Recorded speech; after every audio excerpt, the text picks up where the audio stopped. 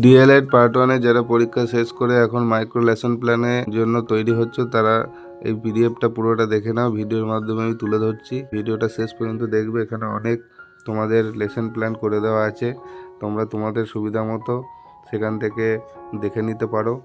হুবহু কপি না করলেও তোমরা যদি বলো নিজেদের মতো করে তৈরি করব তো তৈরি করতে পারো। জাস্ট ধাঁচগুলো দেখে নাও কি ধাঁচের বা কীরকমভাবে তৈরি করা হয়। কাঠামো সমস্ত কিছু দেওয়া রয়েছে। প্রত্যেকটা দক্ষতা যে 5টা দক্ষতার ওপর তোমাদের করতে হয় সেই 5টা দক্ষতার ওপরও দেওয়া রয়েছে।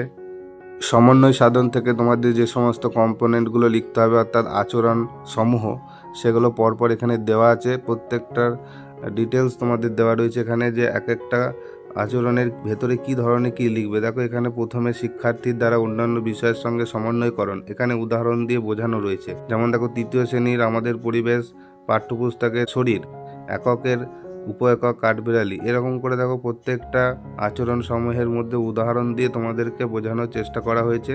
তোমরা যদি পিডিএফটা ফুল ভালো করে দেখে নাও অবশ্যই তোমরা লিখতে পারবে।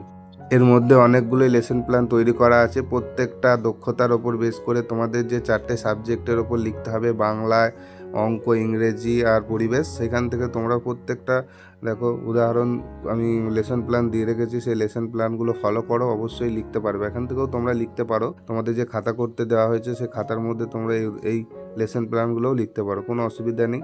শুধু স্কুলের নাম বা তোমাদের শিক্ষণ সংস্থার নামটা চেঞ্জ করবে। তোমাদের যা যা মানে শিখিয়েছে কলেজ থেকে যেরকমভাবে লিখতে হয় সেগুলো তোমরা লিখবে। আর ভেতরের যে জিনিসগুলো আছে আচরণসমূহ, তারপরে শিক্ষার্থীর কাজ, শিক্ষকের কাজ যেগুলো আছে সেগুলো তোমরা লিখতে পারো, কোনো অসুবিধা নেই। আর তোমাদের কলেজের নির্দেশ মতোই তোমরা বেশিরভাগটা করার চেষ্টা করো। যারা এই ভিডিওর পিডিএফটা পেতে চাও আমাকে কমেন্ট করবে, আমি তাদেরকেই কমেন্ট বেসিস এই পিডিএফটা দেওয়ার চেষ্টা করব। আর টেলিগ্রাম লিঙ্ক তো রয়েছে, সেখানেও তোমরা এই ভিডিওর পিডিএফটা পেয়ে যাবে।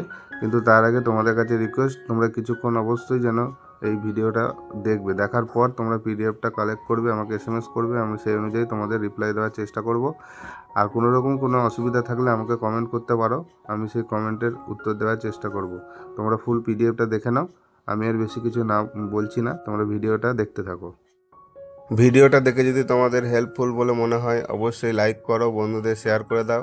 আর এই চ্যানেলে যারা নতুন অবশ্যই চ্যানেলটা সাবস্ক্রাইব করে দাও।